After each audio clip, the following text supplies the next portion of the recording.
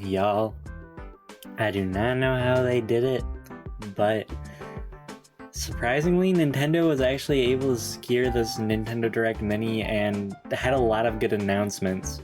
Let's talk about it. What is going on, everyone? It is Ty here today, and yesterday I was talking about my thoughts on the Nintendo Direct Mini, and honestly, I was a little bleak on it. I was a little down. I wasn't trying to hate on it, but to be frank, I wasn't expecting much, and maybe me not expecting much was for the best. I don't know, but I am very thankful that whatever expectations I just went in with were the expectations I had, because it made this one insane to me. I think we had a lot of really cool announcements, and that's what I'm about to talk about today. I'm not probably going to talk about every single announcement, because there were things that didn't interest me, like most Directs, and that's fine. But I do think a majority of this, a lot of the big things that were shown were actually really cool, and I'm actually pretty impressed compared to some of the other, like during peak COVID times, I guess. Where we had some of those interesting Direct Minis with the 2K Battlegrounds. I seriously can never forget how much time that took up in one of them. But yeah, I'm going to talk about some of the ones that like really stuck out to me, the big highlights here.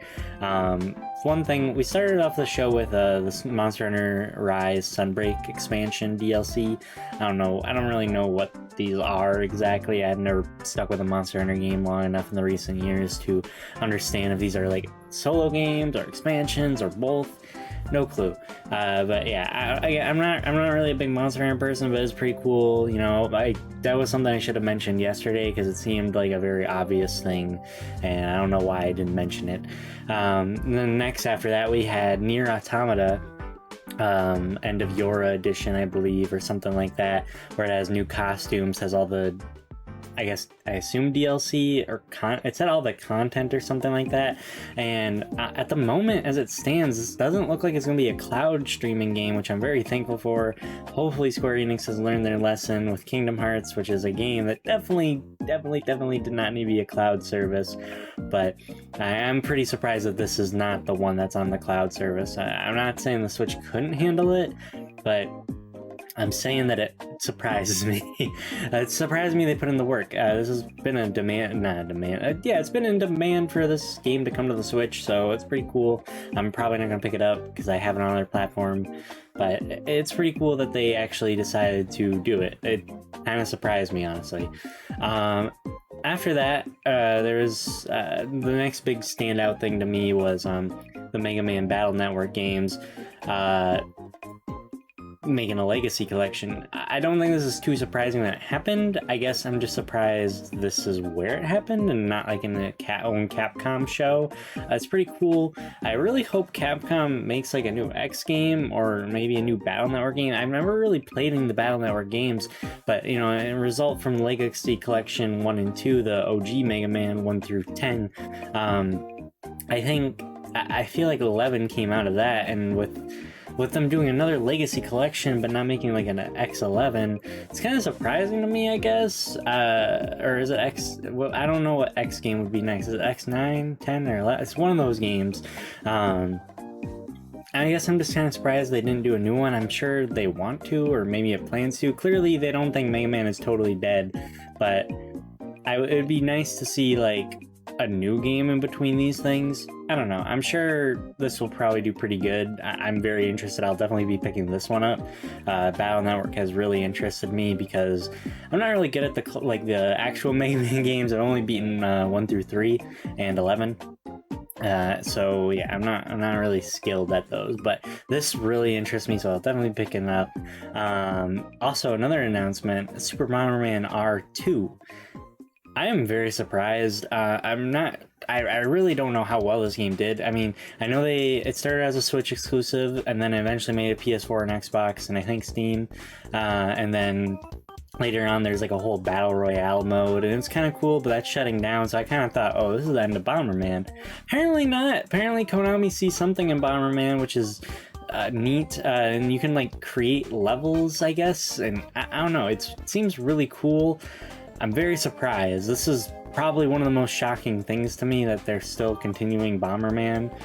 I don't know. I just assumed that it wasn't what Konami wanted, saying that this online game is shutting down so soon, like within like a year or two. So I guess that's cool. It's really cool to see them utilizing that IP. Another thing we got, and this is also probably the other most surprising thing to me, Pac-Man World Repack, I guess.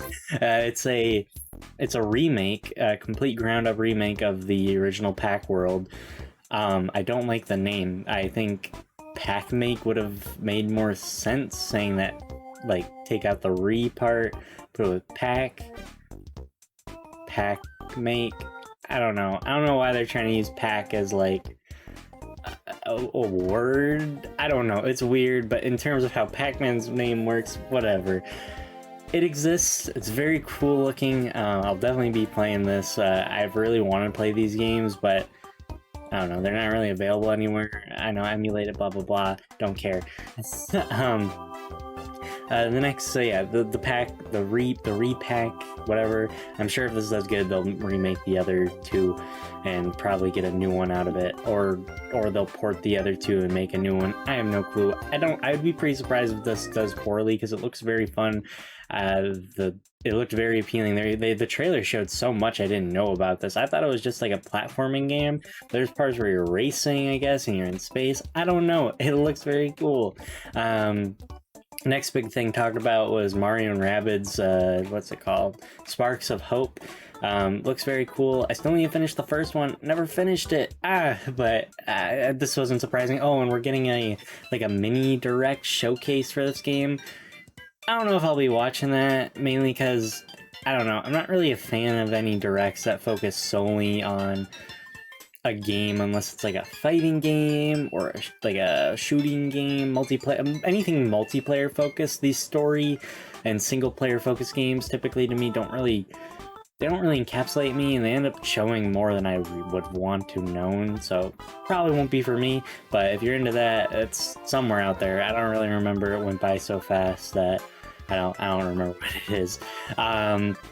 After that, they showed some Minecraft Legends, which was, I'm very excited and interested in that game. It wasn't a lot. It's still coming out, I think, next year, so we got a lot of time. I know one thing people were talking about was Doraemon, like, it kind of like a Harvest Moon type of thing, or Story of Seasons. I don't know. I get them confused. I know one's still Harvest Moon and one is like the real Harvest Moon, I think. I don't know. It looked kind of cute. Probably won't be really for me. There's a new Dragon Quest game that I believe is exclusive to the Switch at the moment. I'm sure in like a year or two after it comes out, it'll probably make a PS4 and maybe Xbox jump. It's called Dragon Quest Treasures, and I have no clue what was going on. I'm probably just too dense to figure out what was going on, but it looked like you fight monsters, collect treasures. Might be up my alley, honestly. I don't know. If it's a grindy type game, if they make it fun, could be kind of cool. Then the big shadow drop, I guess, is the Portal Companion Collection. Pretty cool to see this on the Switch. I believe it actually has online too. I know the Portal 2 online is still up. Valve literally has no reason to ever shut that down for how much money they make. But yeah, I mean, cool, I guess. I don't know. It'd be interesting. I'd be a little more interested if this made like a modern console jump. You know, I know it's on the Switch, but put it on PS4 and Xbox One. I know they have backwards compatibility though, so they might not see a total point to that. And I just realized I said PS4 and Xbox One as if there wasn't new ones, but you know what I meant. And then the biggest announcement was Persona 5, 4, and 3 are all making the jump to the Switch as well, alongside the Xbox and Steam and Windows and PlayStation 5 versions. I mean, like, I'm not gonna lie, I'm shocked in like a weird way. I just think it's weird to me how like prolonged these announcements have been, because the first day it was like it's coming to Xbox and Windows, and the next day it was like and Steam and PlayStation 5, and then the next day, and people are like, is it coming to Switch? Is it coming to Switch? I mean, it's great for them. A lot of talk about it, but it's just been weird how prolonged this was, and like with Xbox getting like the whole big reveal that 3 and 5 were like getting off of PlayStation only. and also for making a console jump. I guess it just lost something to me, but I'm sure a lot of people are very happy, and I'm not saying I'm not happy. Persona 5 also shown that it's getting a physical on the Switch and Xbox if you're interested in that, and PlayStation 5. So that's pretty neat. It doesn't look like 4 or 3 are. I'm sure if the demand, maybe, who knows. Atlas is Atlas. But that all being said, that's kind of my own little personal wrap up, my little thoughts on all the big things. Oh yeah, Sonic Frontiers. They showed a trailer of it and looked better than everything that every other like IGN has shown off. So they did that in like 30 seconds. I'm pretty interested in that game. But yeah, that's literally everything I could really remember, think about, or I guess cared about, which is the majority of the show. This was a really great show. I want to know what you guys are thinking about the show. Let me know in the comments below. If you say it's bad, I will tell you you're wrong for free. I'll do that for free because it wasn't bad. It was actually really good. And until next time, everyone, I hope next time, though, we do get WWE 2K Battlegrounds 2.